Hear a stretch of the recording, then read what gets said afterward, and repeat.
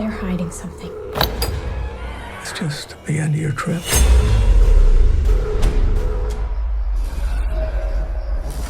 What is that? Hi, Papa!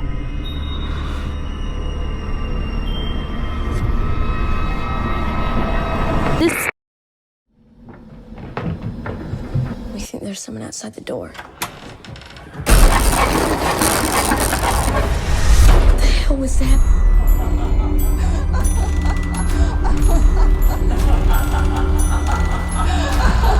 Nana, you okay? Let's make it a perfect night.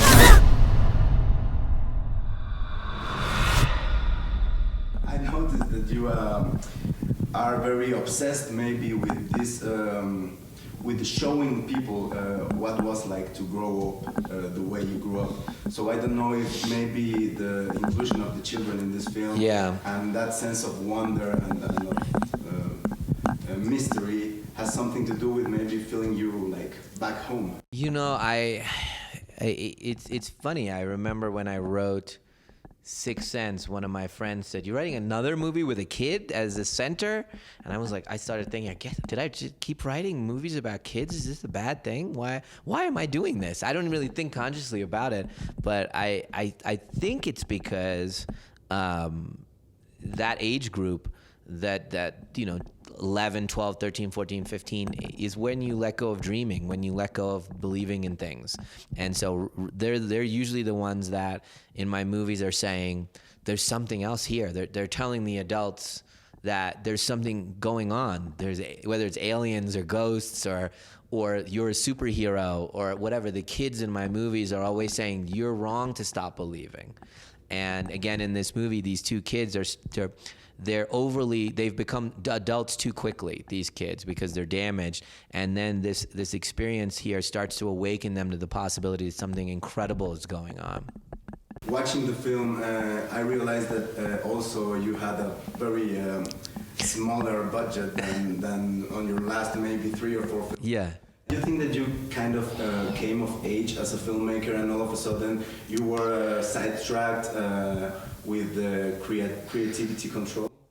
You know, I have a very odd sense of taste, you know, the things that I like, you know, whether it's colors or framing and all that stuff. And I'm also at the exact same time, I'm also very much a pleaser, you know. So if I have a partner that says, oh, you know, can you try to do this and try to do that, I want to please them.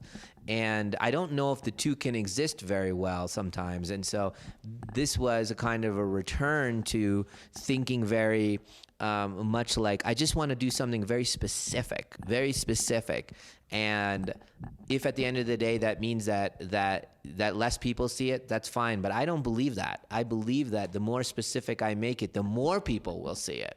That's in my heart. I believe that as an artist, the more unique you can make it, the more it'll pop, you know, and stand out from me. My favorite movies over the last few years have been very specific movies, whether it's Black Swan or Whiplash, or, you know, the more specific you are, the general art as a general thing doesn't work for me. So for me, I wanted to be very dangerous. I wanted to be very vulnerable when I made this movie. And so I made it in a small way with no trailers. I didn't have a trailer, any of those things. Literally, I would just sit on the ground in the set and eat my sandwich. The film is a found footage film, and I don't know if that's something that you wanted to explore, or maybe it had something to do with the small budget, but I think it kind of helps for everybody that is waiting a new Shyamalan film. You are doing like something that everybody else is doing, but in a way you give it this twist. I'm not going to spoil it. There's this twist that everybody is waiting for, maybe something supernatural or Don't say anything. Horrific. Don't say anything. Don't say anything. Do you think it had something to do exactly with you trying to kind of show off even that you can do it that way? I don't know, but there's a few. I had a few thoughts as you were talking. There's so many thoughts. So one is I make a big distinction between documentary and found footage. A documentary is a reality-based shooting that has an intention behind it. Found footage has no intention behind it. It's random. It's catching random things. And really, for this movie, there's only like a few minutes, like 5 minutes, 6 minutes at the end of the movie where there was no intention behind the shots. If you know what I mean. The camera just happened to be on. But every other shot in the movie had an intention. They was supposed to have a beauty behind it, a cause.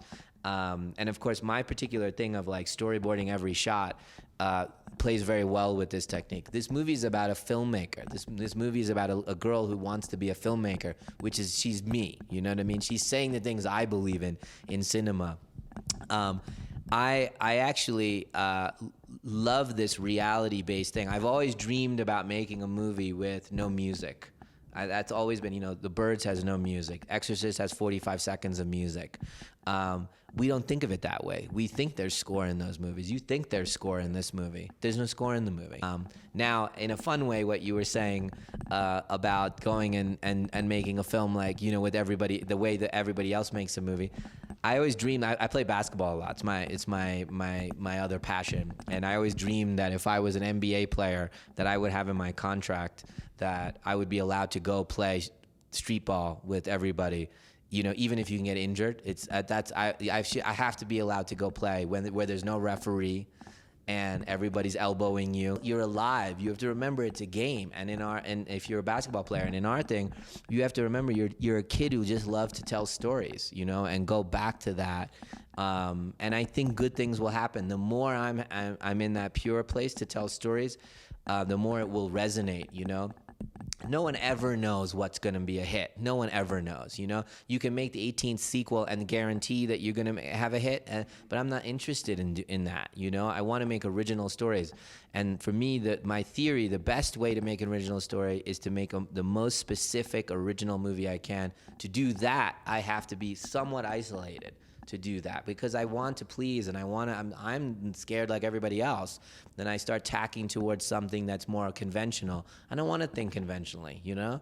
So this was a big movement towards that. The other thing is, my heroes in filmmaking were independent filmmakers like the Coen brothers and Woody Allen. And even though I don't make movies like that, that's where I come from. I come from a very kind of quirky, slightly off-center place, and I want to celebrate that and make smaller movies that celebrate that, and some of them will become really successful, hopefully. Do you think that creativity is something that you maybe are born with and you have it like your whole life, or do you feel like it's something that comes and goes? And how do you manage to work with your creativity regarding your compromises also with the studios? For me, I tell my kids even, you know, that your job is to find a way to learn your point of view. That's the only thing you have to offer the world. So if your point of view is something you read off the internet, then you have nothing to offer the world, right?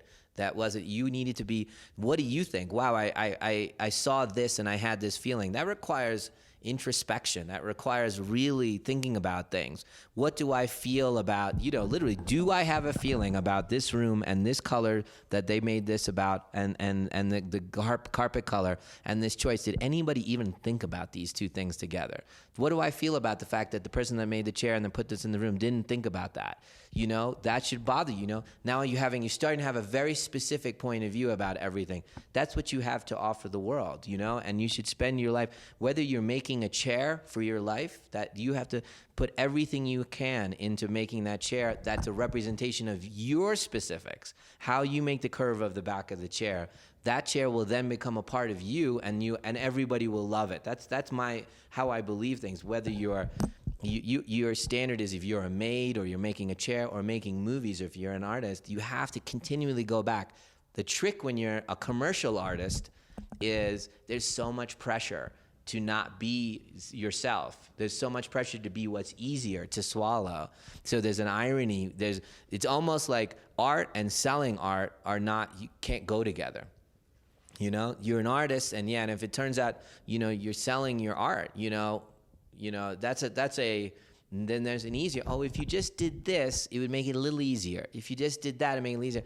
Well, that's not you. And so now if you succeeded not being you, wow, that's a really screwed up place to be.